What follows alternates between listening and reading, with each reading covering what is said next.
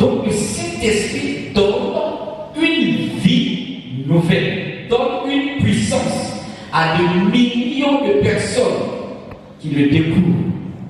Aujourd'hui, ce que les chrétiens, les premiers chrétiens voulaient dire lorsqu'ils parlaient du Saint-Esprit, lorsqu'ils parlaient d'être remplis du Saint-Esprit, on peut l'expérimenter aujourd'hui.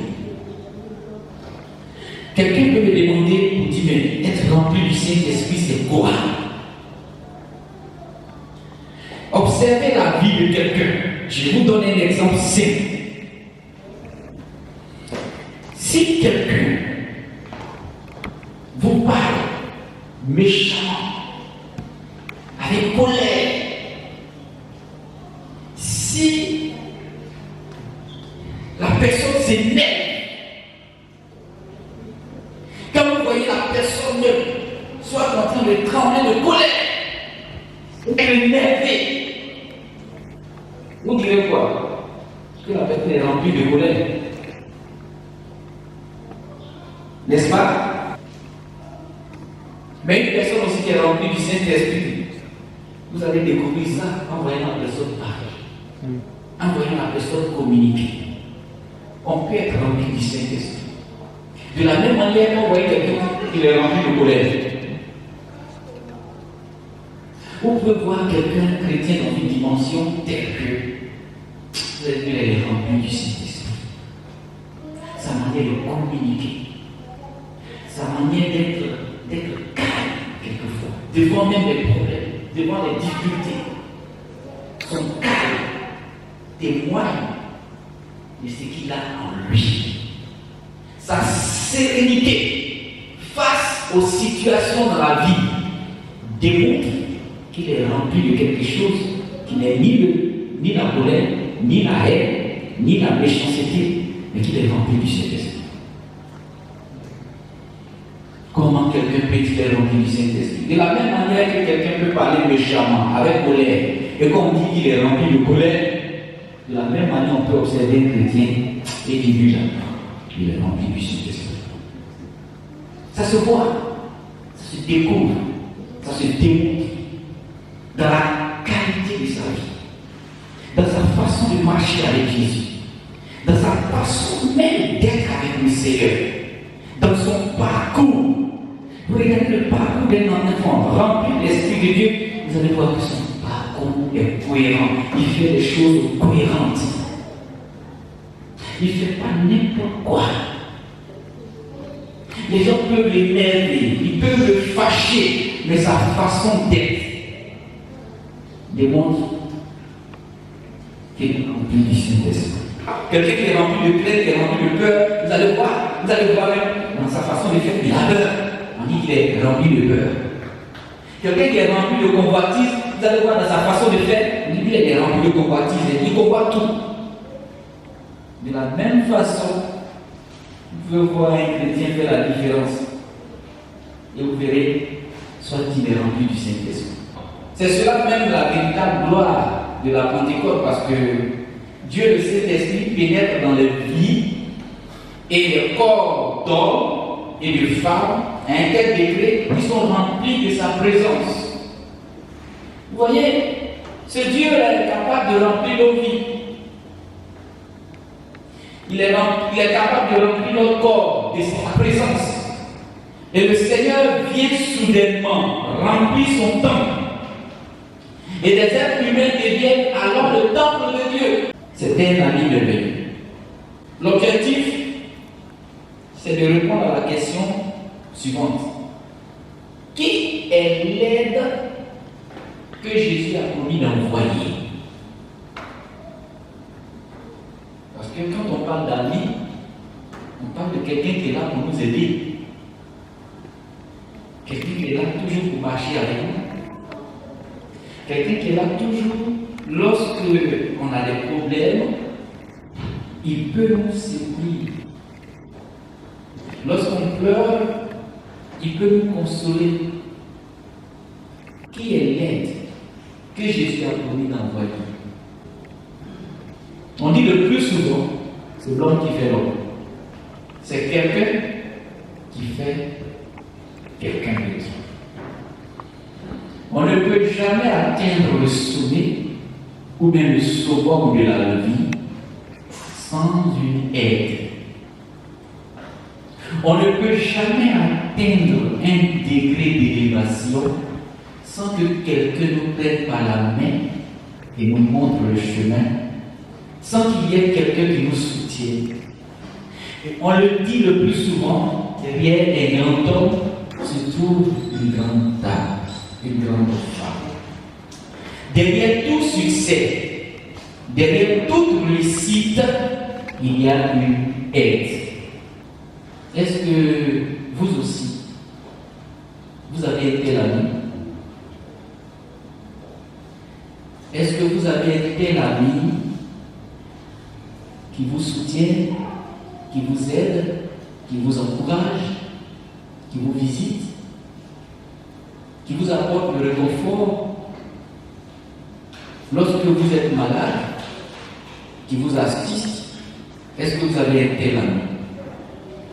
Je dis que vous en avez besoin. Absolument. Vous avez besoin d'un ami. Et quel genre d'ami aimeriez-vous avoir, de vous avoir? Quel genre d'ami aimeriez-vous avoir?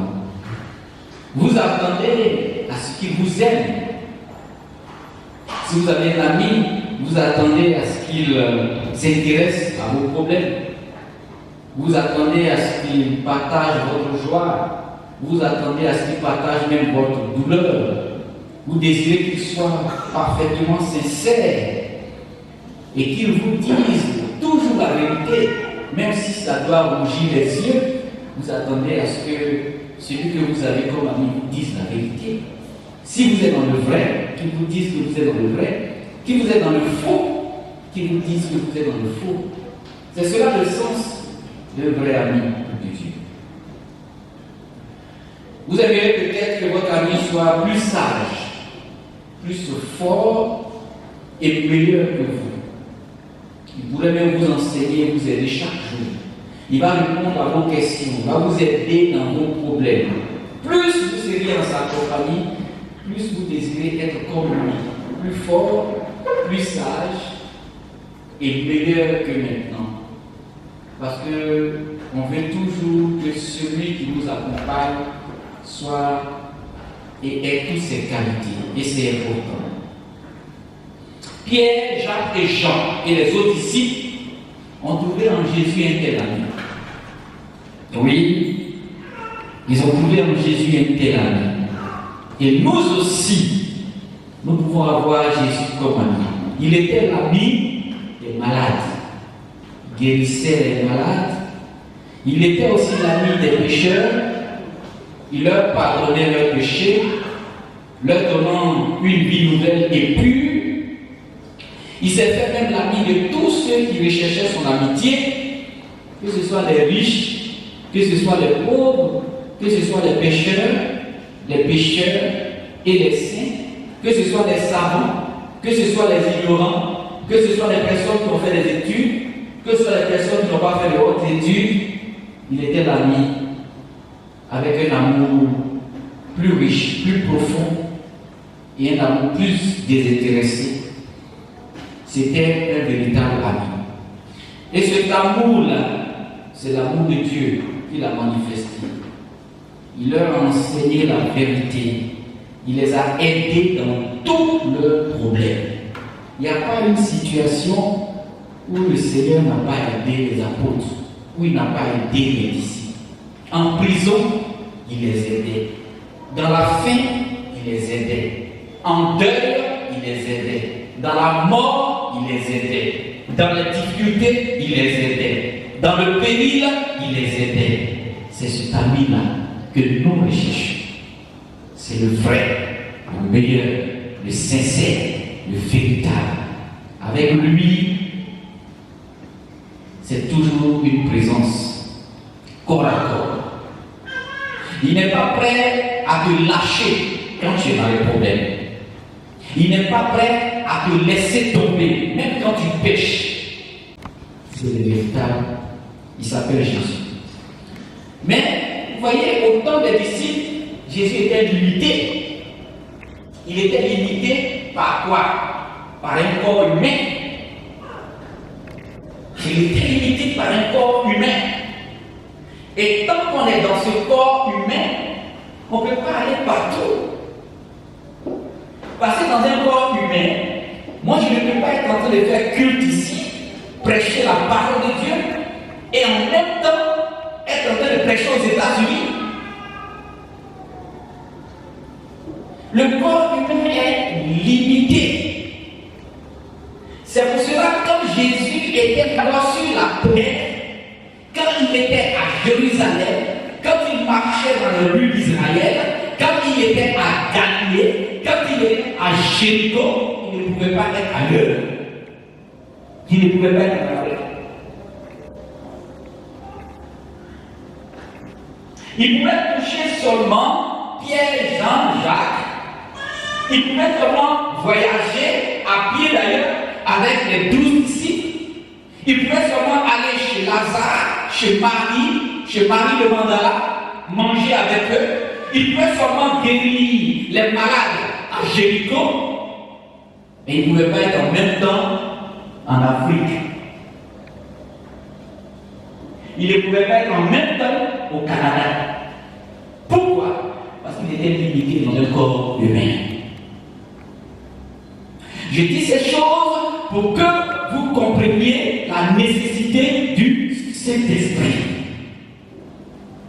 Dans un corps humain, le Seigneur était limité. Il ne pouvait être qu'à un seul endroit à la fois. S'il se trouve à Jéricho, c'est seulement à Jéricho. S'il se trouve en Israël, c'est seulement les malades d'Israël qui l'ont. Il était limité. Il fallait une solution pour que Dieu soit partout. Il fallait une solution pour que, en même temps qu'il est en toi, qu'il soit en moi, en même temps qu'il est ici, en train de prêcher par la bouche de son serviteur, qu'il soit en même temps aux États-Unis par la bouche d'un autre serviteur, en train de prêcher l'évangile et de guérir les malades.